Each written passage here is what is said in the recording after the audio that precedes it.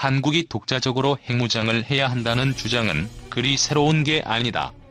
그러나 과거에는 극단적인 소수의 주장으로만 치부돼 온 게 사실이다. 그러나 상황은 달라지고 있다. 북한이 역대 최대 규모로 6번째 핵실험을 감행하는 등 완전한 핵보유국의 지위에 성큼 다가서면서 한국의 정치권에서도 독자 핵무장 주장이 확산되고 있다. 연탄 찍기처럼 간단할 수도. 한국은 상당한 수준의 원자력 설비 능력을 갖고 있다. 대표적인 핵무장론자 중 하나인 석윤열 서울대 원자핵공학과 교수는 한국이 핵개발을 결심하면 2년 내로 핵탄두 100개까지도 만들 수 있다고 주장한 바 있다. 한국의 핵개발은 기술과 경제가 아니라 정치의 문제이다. 서 교수는 2015년 주간조선에 기고한 글에서 이렇게 말했다. 국가가 결심하고 정치인들이 방패만 되어준다면 핵개발은 연탄 찍기처럼 간단할 수도 있다. 그러나 한국이 정말로 핵개발을 추진하게 되면 그 여정은 결코 순탄치 않을 것이다. 그 즉시 전 세계가 한국을 제재하고 나설 것이기 때문이다.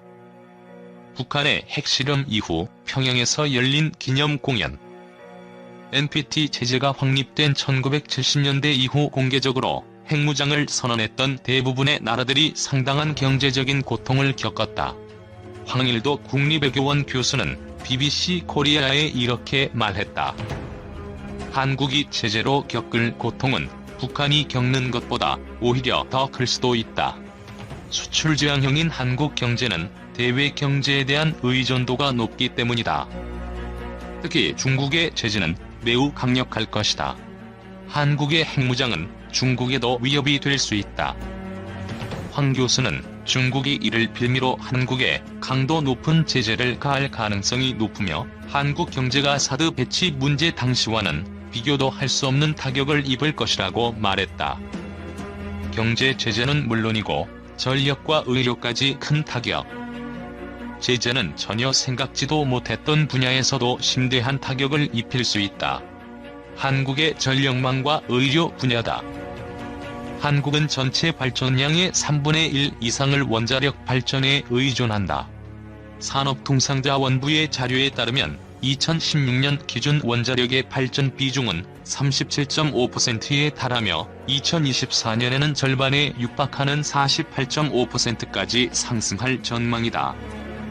문제는 한국이 원전에 필요한 연료 전량을 수입에 의존한다는 데 있다. 한국에는 우라늄 광산이 없기 때문이다. 한국의 핵연료 수입은 미국, 호주, 프랑스 등이 가입돼 있는 원자력 원료 공급 그룹이라고 불리우는 국제기관의 통제를 받는다. 한국이 핵무기 개발을 시작하게 되면 한국이 핵연료를 수입할 길은 막히게 된다. 그 결과 한국은 일본이 전국의 원자력 발전소 가동을 중지했던 2011년보다 더 심각한 전력난을 맞이하게 될 것이다. 노틸러스 연구소가 한국의 핵무장에 대해 쓴 2014년 보고서는 이렇게 말한다. 황일도 교수는 핵연료 수입에 대한 제재가 시행되더라도 곧바로 발전이 중단되지는 않을 것이라고 말한다. 그간 운용되고 있던 원전들이 보유하고 있는 연료가 있기 때문이다. 오히려 핵연료에 대한 제재로 즉시 타격을 입게 될 부분은 의료 분야라고 황 교수는 말한다. 엑스선이나 CT, MRI 영상을 찍을 때 방사성 물질을 필요로 하는데 이런 물질들은 반감기, 다시 말해 유효기간이 짧다. 그렇기 때문에 NSG 차원에서 핵물질의 공급이 중단되면 며칠 내로 이런 의료기기를 못 쓰게 되는 사태가 벌어진다. 한국의 핵무장은 그것으로 얻을 수 있는 편익에 못지않은 비용이 든다. 국제 제재로 인한 경제적 피해뿐만 아니라 전력, 의료 분야에까지 미치는 피해까지 따져봐야 올바른 선택이 가능할 것이다. 미국의 한 언론이 한국이 전통적 우방인 미국의 정치적 영향력에서 벗어나기 위해 핵무기 개발을 할지 모른다는 의혹을 제기했습니다. 미북 정상회담이 성과 없이 끝난 뒤 북한이 동창리 미사일 발사장 재건 움직임을 보이는 등 긴장감이 높아졌음에도 문재인 정부가 개성공단 재가동을 언급한 상황과 무관하지 않아 보입니다.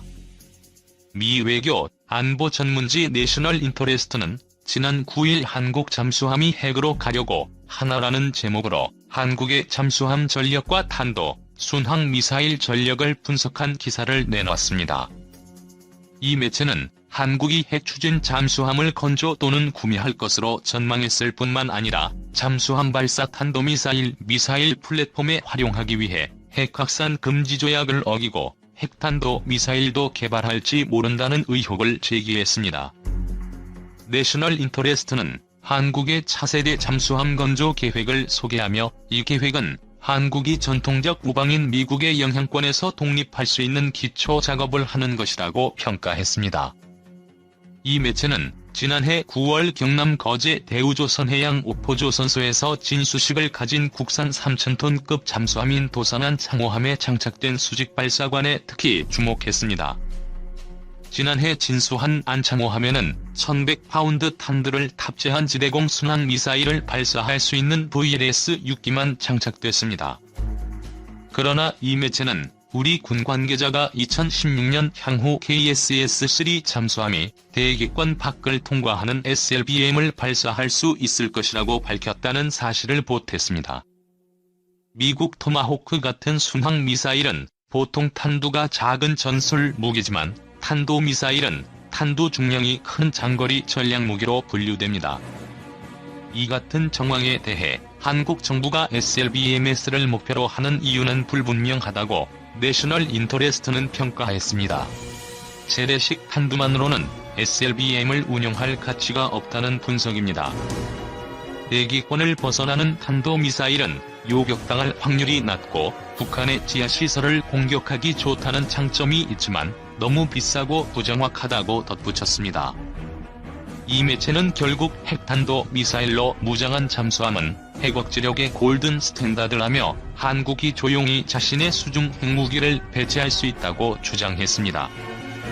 이어 한국이 대규모 민수용 원자력 시설을 운영하고 있어 순식간에 핵무기를 만들 수 있다고 우려했습니다. 한국은 안창호함을 포함해 총 9척의 KSS-3급 잠수함을 건조할 예정입니다. 후속함에는 1,000에서 2,200파운드의 탄두를 운반할 수 있는 현무-2 파생 모델이 장착될 것으로 내다봤습니다. 이 매체는 한국이 러시아 S-400 지대공 미사일 시스템 기술을 이용한 냉간 발사 시스템을 이용해 이미 수중 발사 시스템을 성공적으로 시험했다는 미확인 보도를 덧붙였습니다. 북한이 핵실험을 할 때마다 익숙한 풍경이 있다. 바로 한국의 독자적인 핵무장론이다. 정부 차원에서는 여전히 고려하지 않고 있지만 일부 정치인과 전문가 그리고 언론은 핵에는 핵으로 맞서야 한다며 목청을 높이고 있다. 특히 일각에서는 한국의 핵무장 능력을 상당히 높이 평가하면서 결단만 내리면 수년 내 상당수의 핵무기를 제조할 수 있다고 장담한다.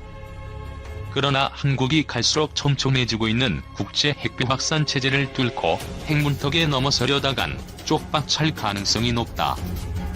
또한 독재국가인 북한과 달리 민주국가인 한국에서 주민들의 동의를 받는 것도 쉽지 않다.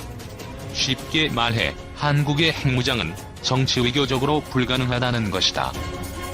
먼저 국제적 현실부터 보자. 한국은 핵확산 금지조약 회원국이자 국제원자력기구의 상시 감시를 받고 있다. 몰래 핵무기를 만드는 것은 불가능하다는 것이다. 이에 따라 한국이 핵무기를 만들려면 북한처럼 NPT와 IAEA를 탈퇴해야 한다. 한국이 이렇게 하면 어떻게 될까? 우선 한국의 유엔 안보리 회부는 불가피해진다. NPT를 탈퇴할 경우 안보리 차원에서 다룬다는 국제적 공감대가 이미 형성되어 있기 때문에 강력한 제재를 받을 수밖에 없다. 국내적으로도 커다란 난관이 도사리고 있다. 우라늄 금수 조치로 인해 농축 공장은 만들어도 곧 소용없게 된다. 대안이라고 할 수 있는 재처리 공장을 짓는 것도 쉽지 않다. 미국이 한국의 사용핵 연료의 형질 변경, 즉 재처리 시설 보유에 동의해줄 가능성도 극히 낮지만 설사 미국이 동의해주더라도 문제가 따른다. 재처리 시설은 으뜸가는 위험 시설이기 때문에 해당 지역 주민들과 환경단체들의 반발을 야기해 입지 선정부터 상당한 진통이 따를 것이다. 재처리 시설을 만들어 가동하더라도 한반도 유사시 피격 대상이 될 수 있고, 피격 시 그 자체가 엄청난 방사능 물질을 뿜어내는 핵폭탄이 될 위험이 크다. 또한 앞서 언급한 것처럼 실질적인 핵무장을 위해서는 핵실험이 필요하다. 과연 좁은 영토에 5천만 명이 모여 사는 대한민국에서 지하 핵실험장을 건설하고 실제 실험할 수 있을까? 는 조종석 사진에서 보듯 F-35E와 동등한 수준이며 실제로 우수한 비행 지원 시스템을 갖추어 사실상 전환 임무용 복자기가 필요 없는 수준까지 도달할 계획이라고 한다. 그러나 기본적으로 KF-X는 4.5세대급 전투기로 개발되기에 F-35가 구현하고 있는 엄청난 임무 지원 시스템을 갖추지는 못하므로 여전히 조종사의 임무 부담이 높다. 실제로 F-35의 경우 개발비의 70% 이상이 항공전자장비와 소프트웨어 구축 비용으로 사용되었을 정도로 임무 지원 체계가 강력하지만 국내의 제한된 예산과 기술력으론 F-35급의 임무 지원 소프트웨어를 당장 구축하는 것은 불가능하다. 이와 비교해 한국 공군은 KF-16과 F-15K를 운영하면서 전자전과 정찰 임무, 공대지 작전 임무 수행에 복자기가 훨씬 유리함을 분명히 인식하였다. 그리고 국내 예산과 기술력으론 미국 수준의 임무 프로그램을 당장 개발하기 어려움을 잘 알고 있었다. 이외에도 미래 공중전에는 UCAV 운용 등이 필요한 만큼 현재 KF-X 복자기가 개발되고 있다. KF-X 모크업을 보면 조종석 앞에 돌출된 IRST와 함께 기수 아래에 장착된 지상 표적 및 공중 표적 탐지용 전자광학 추적 장비 보드를 확인할 수 있다. KF-X 핵심 장비 개발 현황. KF-X 완성 모형을 보면 조종석 앞에 돌출된 IRST와 함께 KF-16에서 볼 수 있는 저가 식별 장비용 안테나를 볼 수 있다. 그리고 기수 아래의 다양한 안테나와 함께 지상 표적 및 공중 표적 탐지용 전자광학 추적 장비가 보드형으로 장착되며 그 옆에 동체에 도출된 것은 적외선 추적 미사일 교란을 위한 DIRCM 장비이다. 동체 하부에는 반매입식으로 4발의 중거리 공대공 미사일이 장착되며 KF-X 주날개와 꼬리 날개를 보면 돌출된 작은 안테나들을 볼 수 있는데 이것이 바로 전자전 장비용 수신 안테나이다. KF-X용 장비 개발 현황을 정리해본다. 한국형 AESA 레이더는 현존하는 전력 증폭 소자 중에 가장 우수한 X밴드 질화갈륨 소자를 사용하는 전자파 송수신 모듈 1088개로 구성되어 있다. 1. 한국형 AESA 레이더 개발 현황. 미국이 AESA 기술 제공을 거부함에 따라 현재 국방과학연구소와 한화시스템 주도하에 한국형 AESA 레이더가 개발되고 있다. 현재 기본 설계가 완료된 한국형 AESA 레이더는 현존하는 전력 증폭 소자 중에 가장 우수한 X밴드 질화갈륨 소자를 사용하는 전자파 송수신 모듈 1088개로 구성되어 있다. 각각의 레이더 모듈은 소형 레이더처럼 작동하므로 기존의 기계식 레이더가 각각 공대공, 공대지 탐지 모드를 사용하는 것과 비교해 AESA는 동시에 공중과 지상, 해상 표적 모드를 탐지 및 추적할 수 있다. 그리고 기존 기계식 레이더가 레이저 안테나를 지향하고 있는 방향만 제대로 탐지 및 추적할 수 있는 것과 비교해 AESA는 전자적 조사 능력을 활용해 탐지 범위의 표적을 항시 탐지 및 추적할 수 있어 진정한 동시 다표적 요격이 가능하다. 국방과학연구소는 2026년까지 3,658억 원을 투입해 한국형 AESA 레이더를 개발할 예정이며 개발이 시작된 지 3년이 지난 현재 AESA 레이더 하드웨어의 85%가 완성된 상태이고 내년까지 완전히 국산화할 계획이다. 한국형 AESA 레이더를 시험한 이스라엘 엘타사제 항공전자 장비 시험기이다. 한국은 AESA 레이더 개발을 위한 충분한 기반 인프라가 없기에 이스라엘 엘타사의 기술적 도움을 받고 있다. 현재 한국형 AESA는 이스라엘 엘타사가 제공한 여객기를 개조한 시험기를 활용해 이스라엘에서 지상과 공중시험을 마치고 2019년 11월부터 한국에서 공중시험을 시작할 예정이다. 그리고 2023년부턴 KF-X 시제기에 장착해 최종 체계종합 시험을 수행할 예정이다. 한국형 AESA 레이더 개발은 전 세계적으로 11번째에 해당하며 한국형 AESA 레이더에 대한 시험 평가를 담당한 이스라엘 엘타사는 하드웨어 성능은 자사의 AESA 레이더보다 우수하다고 평가하였다. AESA 레이더를 구성하는 AESA 발진 소자 8개를 모아놓은 단위 모듈 가격도 4,500만원 수준으로 현재 해외 시장에서 도입하는 것과 비교해 절반 정도 가격에 불과하다. 이것이 가능했던 것은 국산화 및 해외 수출을 위하여 핵심적인 X밴드 질화 갈륨 소자까지 국산화하는 데 성공했기 때문이다. 한국형 AESA 레이더의 정확한 목표 성능은 비밀이지만 F-16급 전투기 표적을 110km 이상에서 발견하는 것을 목표로 하며 당연히 해상 탐지 모드와 대지상 탐지 모드도 개발되고 있다. 관계자는 국내에서는 중고도 무인기와 차기 군단급 무인기를 위하여 다양한 SAR이 개발되고 있으므로 가장 골치 아픈 대지상 탐지 모드도 목표 시기 안에 충분히 국산화될 것으로 판단하고 있었다. 2.